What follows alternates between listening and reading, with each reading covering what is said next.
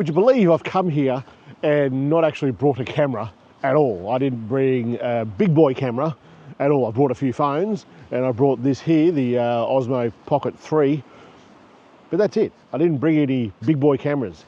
And I'm curious as to whether or not I can take photos while on holiday just with my phone. The benefits of just using your phone is obvious. You've always got it with you. It doesn't really matter. The downsides is sometimes they don't print that well. So you've got to work that out in advance before you pack your bags and jet set off. I would say that most people are going to probably print some of their holiday photos, and you're not going to print them up to put them on the wall. You're probably going to print them to go into a photo album or snapfish them or something like that. So the size of the sensor doesn't really matter in that regard. It's the memories and the emotion that you want to remember. And where I am here, there's a few things that I think are key and critical to the emotions, the memories that we have from being here. It is so green here, so green. So you want to be able to capture some of that nature. The trees that are here are just ridiculous. They're so tall, some of them. They're just so tall and they're just beautiful trees. And I don't know if you can hear it, but there's a creek running just down the back over here. So I want to capture some of that water. The place that I'm staying in, let me tell you about it. This is the place that I'm staying in. I'm in the Victorian High Country. This is Stockyard Creek. You can rent this accommodation complex out here. I think it can fit probably 20 odd people. There's a lot of bunks and stuff in here. But I want to capture what's here. This place is like off the grid. Well, kind of. There's a telephone landline which works sometimes, but that's it. The water is harvested from the spring that comes down. The power, it's all run on 12 volt. So there's not like 240 volt or 110 volt anywhere. There's a water wheel over here. And once we turn that on, that will generate a alternator that will power the batteries. It's very clever. I'll turn that on in a second. We'll actually get a photo of that. But what else is here is the huge trees, the place where we're staying, the creek running through the place, and birds. So I want to capture all of those. The other thing that's here is ripper skies, absolutely sensational skies. So I wouldn't mind getting some night photos, because that's kind of what I do, but maybe not a photo. I might actually just do an astrolapse of a tree over here. Let me show you.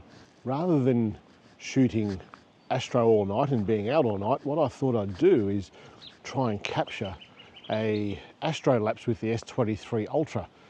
I'm going to use this tree that's just here as part of it, and when I go to bed it'll probably be a little bit light, and then this hopefully will silhouette the stars. I think looking at photo pills, there'll be a circular pattern.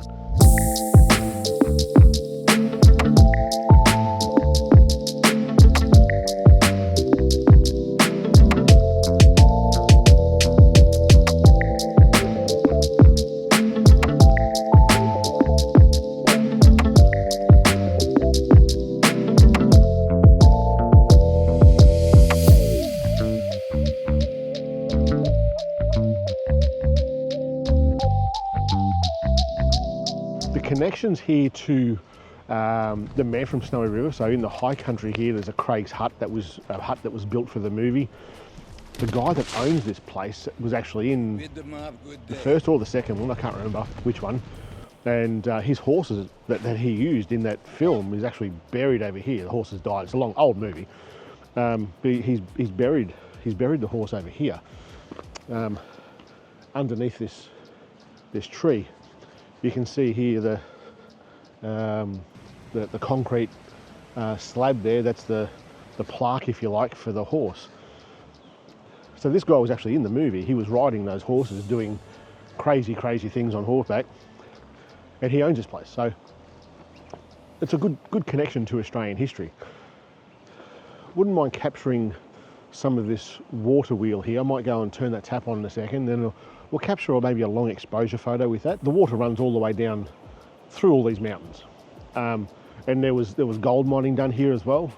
Further up the valley there, there's what we refer to as a Chinese wall, where Chinese miners came out here and redirected the water so they could mine the gold.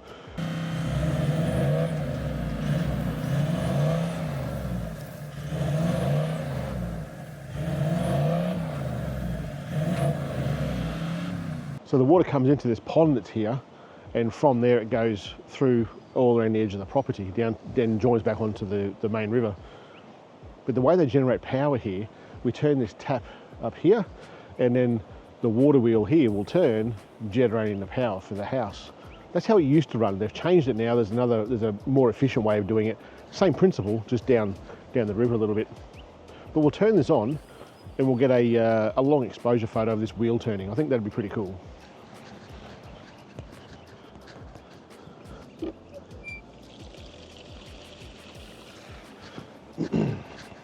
That wheel will start turning now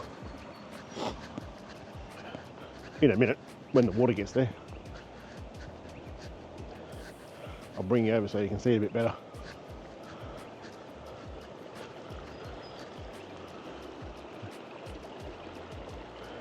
It's filling now. Just make sure you stay in a spot where you can see it. It's starting to move. Here we go.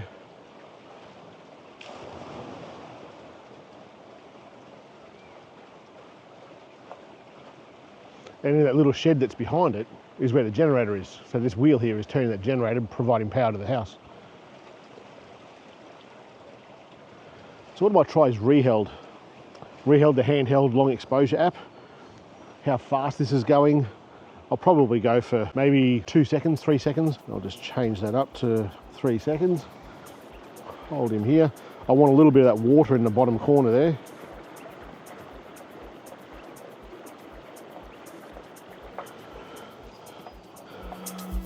Pretty cool, eh?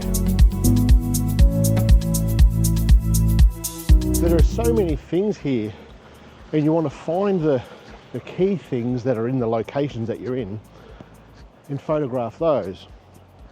Sure, some you may print, most you won't. Most of them will just end up on a Facebook post or something. But here, like I said, there's the creek, there's the birds, the horses, the trees. And I came here a few years ago and I took a photo of this tree here. Can you see it on there? That one. I'll come a little bit closer so you can see it. This tree here and that reflection that's there. So we're going to do this again. And the way I did this last time was I got the lens so close to the water so the reflection was as good as possible. So we'll do the same thing again here with the iPhone. So we'll get as close as we can down to the water here. Got to be careful, the edge is really soft. I'll probably go the 2x lens. That looks pretty good. I don't like the ratio of that. I'm going to go with a 16:9 ratio because it's a taller photo.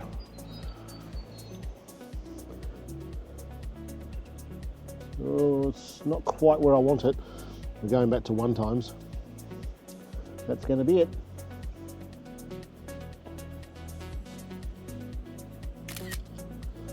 Sensational.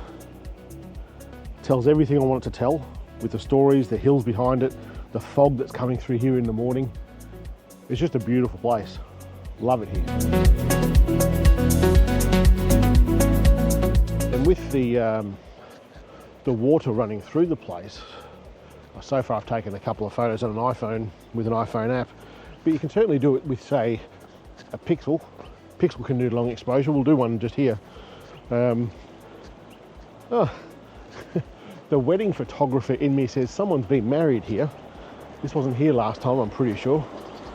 This little like altar over there. I'll go over there and have a look, show you what it looks like.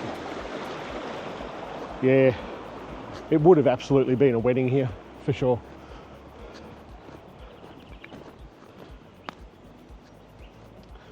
So you got this little structure that they've built here. They would have been married here, and all the guests would have been all through here, this area out here. What a ripper spot for a wedding. And the tree that I've just taken a photo of would have been the backdrop for that wedding. Oh, that would have been an awesome photo. I'd love to see it. I'll show you what I mean. So the couple and the bridal party would have been there, that tree up behind them, the guests all through here, under the cover of all these trees here. That would have been spectacular. What a ripper place for a wedding. I never would have thought to do a wedding here because it's so remote. Like you've really got to like those people to come to their wedding.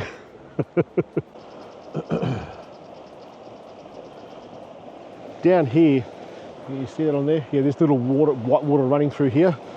I think I'll capture that with a pixel. The pixel's got long exposure in it. Here it is here. Is that recording? Yeah, it is recording.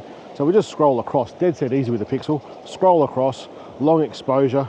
It's going to frame it up so the water runs from one edge of the frame down to the other. Just like that. Let's see how it looks. That's actually not too bad. It's not bad at all. I don't think that's as good as, say, the iPhone with different apps like Even Longer and Reflex and Reheld, what I used before. It's probably not as good as that. I don't think it's as good as that. There's probably some tweaking there you can do on a Pixel, but regardless, it's taken the photo well. It just could be better on another phone, I think. The other thing that's out here is bird life, and there's an abundance of bird life. So birds and phones usually don't go that well together. They don't do them very well. The S23 Ultra is probably the best one with the 10 times zoom that it has. Although once you go past that 10 times zoom, it's pretty bad. It's not that good at all. But there's been a couple of parrots that have been hanging around and we've been feeding them and they're eating out of your hand. So we've been able to get some spectacular photos of those birds just with an iPhone.